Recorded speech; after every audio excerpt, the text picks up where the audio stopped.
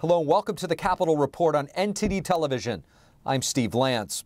Robert F. Kennedy Jr. officially announcing his 2024 presidential bid for the White House in Boston, Massachusetts. He's been an outspoken critic of the pandemic lockdowns and vaccines. What's his campaign message and what are his supporters saying? NTD's Iris Tao brings us more from Boston. Here in Boston, Robert F. Kennedy Jr. formally kicks off his 2024 presidential bid with a 2-hour-long speech. At the center of his campaign message is to fight what he calls state and corporate corruption and to heal the divide. Watch. Encouraging people to talk about the values that we have in common rather than the issues that keep us apart.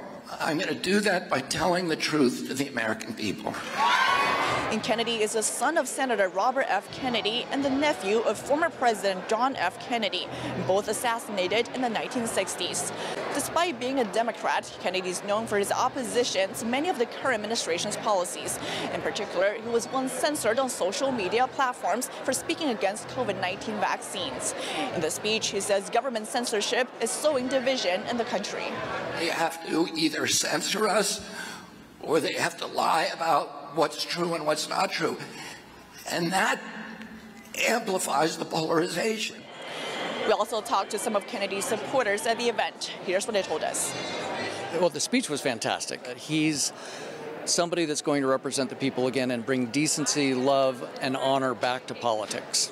Good advocacy, good science, good legal system. He will bring that. He'll bring the old school democracy back. That led me to be vaccine free, so I feel like I owe my health to Bobby as well, personally. The 69-year-old is the second candidate to formally jump into the race for the Democratic nomination, following author Marianne Williamson. President Biden says he intends to run again, but has yet to make a formal announcement. Reporting from Boston, Iris Tao, NTD News. Florida Governor Ron DeSantis paying a visit to Washington, D.C. on Tuesday and meeting with congressional Republicans. DeSantis is looking for support as he considers running for president in 2024.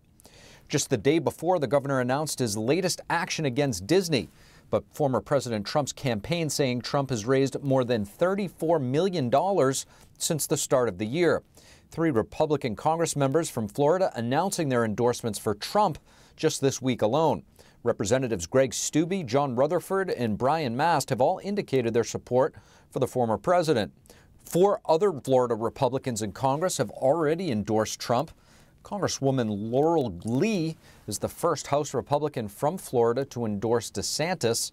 Other than Lee, only Representative Chip Roy of Texas and Thomas Massie of Kentucky have endorsed DeSantis, although the Florida governor has not officially entered the race.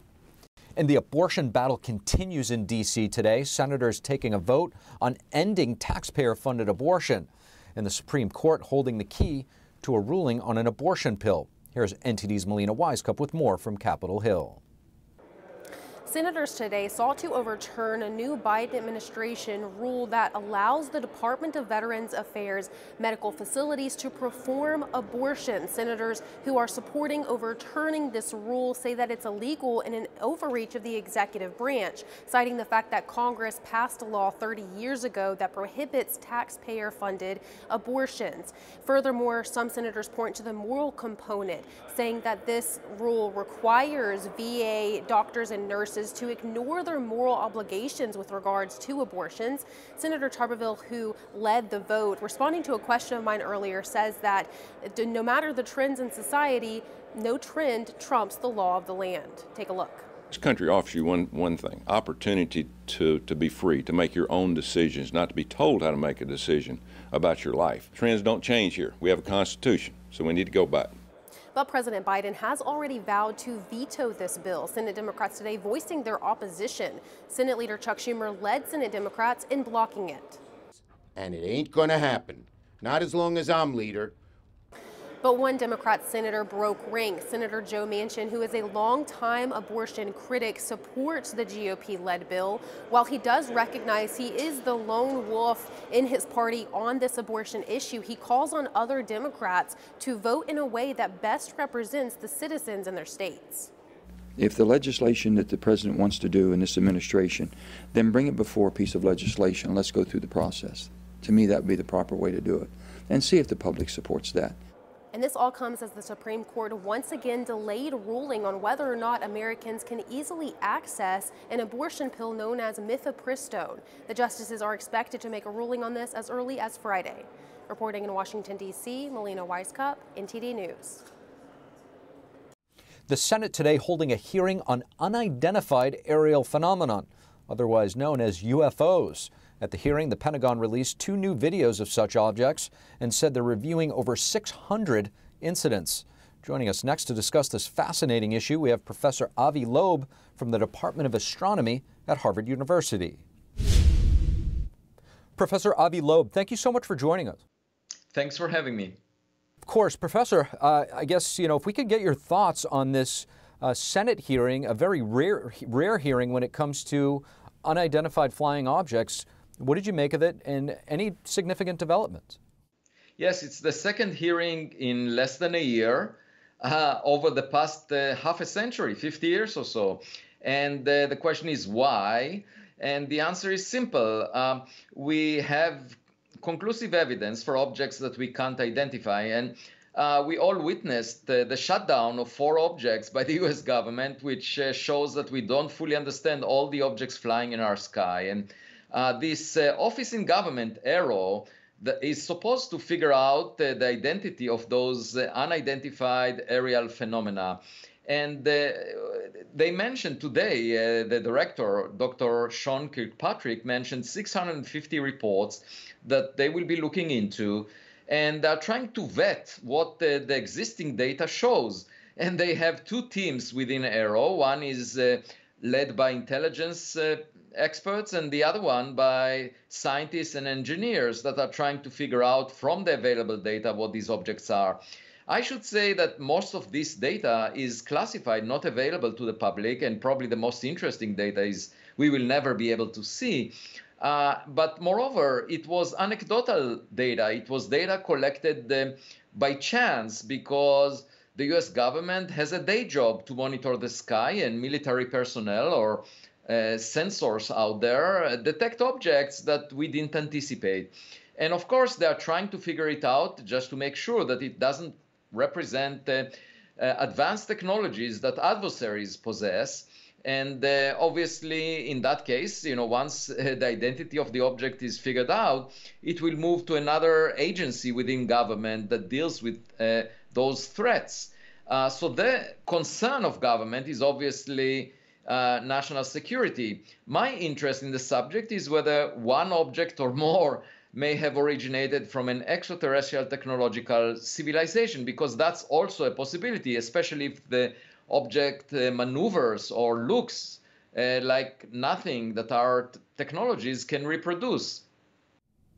And that brings me to my next question, Professor, the big question, the elephant in the room, if you will. I mean, it's being acknowledged that there's certainly UFOs, objects that we don't know simply what they are.